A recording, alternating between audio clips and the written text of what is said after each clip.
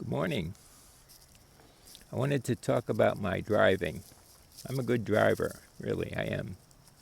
But lately I've been a little accident prone. A couple of weeks ago, I was driving into town and suddenly my side view mirror just exploded. Turned out it was a deer come out of the woods, sideswiped my car, put a hole in the front fender, took out the mirror, and dented in the door. So I got all that fixed up, and no sooner had it been looking pretty new.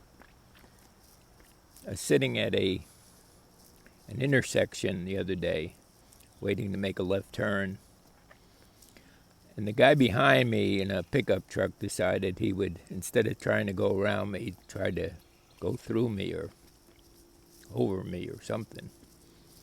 Anyway, I now have a big, huge dent in my rear door, which doesn't open anymore.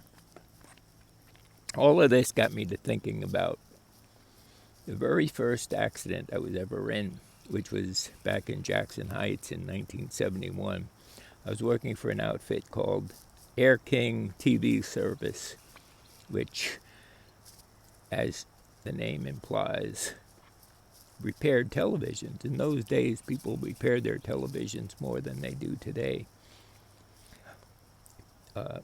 They had vacuum tubes, different, that fixed any problem that you could have, most problems that you'd have with your television. Like if your horizontal was going crazy, you'd get a tube and put it in and that would fix it. Or if your vertical was not verticaling, another tube goes in and that would fix that. Even diagonal problems could be fixed with putting in a tube. Now, Air King TV Service, no relation by the way, was owned by a couple of guys named Bob and Ernie. Bob's this tall, kind of rough-looking ex-Marine, always had a little Tipperillo hanging out of his mouth. And he was a nice guy, he had a little bit of a temper. Whenever he got mad, he would take whatever in his hand, and he was usually like a screwdriver or a wrench of some sort, and he'd throw it at his workbench, and then he'd storm out and walk around the block a couple of times and come back, and he'd be fine. So he was our inside repairman. The outside guy who went on all the service calls was named Ernie.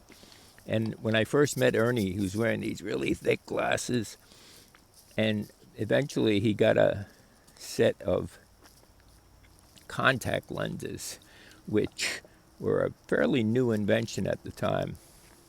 And I can still picture Ernie sitting at his desk trying to get the contact lens into his eye, or trying to find the one that was lost in the other eye. He's always struggling with them. One day, Ernie was, by the way, he was the brains of the operation, or the evil genius, as it were. One day, Ernie and I went out on a service call in the company van. We were driving up 34th Avenue going toward 90th Street. And Ernie's driving, and we didn't have seatbelts. They didn't have seatbelts at the time. Well, they did, but they didn't. Nobody was encouraged really to wear them. So we didn't. And I was sitting in the passenger seat. I had my feet up on the dashboard, chilling out, reading the Village Voice. And the Village Voice that week had an article about a guy named Evel Knievel, who was actually a pretty famous daredevil motorcycle rider at the time. He would do things like he would go up a ramp on his motorcycle and go over a bunch of cars and then land on the ramp on the other side. And he eventually he was going over buses. He was getting real ambitious. And one of the things that he culminated his career with, he went over a canyon out in Idaho called the Snake River Canyon. He went over on a jet-powered motorcycle, and he had to wear a parachute. And it wasn't totally successful, but he did survive it. That's another thing about Evel Knievel. One of the things, he probably has a world record for the most broken bones and internal injuries and concussions, and he was always in the emergency room because that's the nature of the work. You know, you get into that kind of line of work, you have to expect that. So this article in the Village Voice was so interesting. It was a very detailed, graphic article about Evel Knievel and his adventures and a lot of his misadventures, as it were. And this one particular paragraph describing one of his misadventures was so interesting. I was reading it out loud so that Ernie could appreciate it too. Right? It's not just for 20-year-olds who like that sort of thing. So I'm reading the article, and all of a sudden, whoa, the whole inside of the van explodes. I'm like, oh my God, the Village Voice pages flying everywhere. And I look over at Ernie, and Ernie's not there. Look again, Ernie's down on the floor underneath the steering wheel, on his hands and knees, blood everywhere. He looks like he was looking for his contact lens, but he wasn't. And I look up, and the rearview mirror is all shattered in a million pieces. Then I look out the other side of the passenger side window, and there, sticking out of the side of the van, is a full-size New York City transit bus.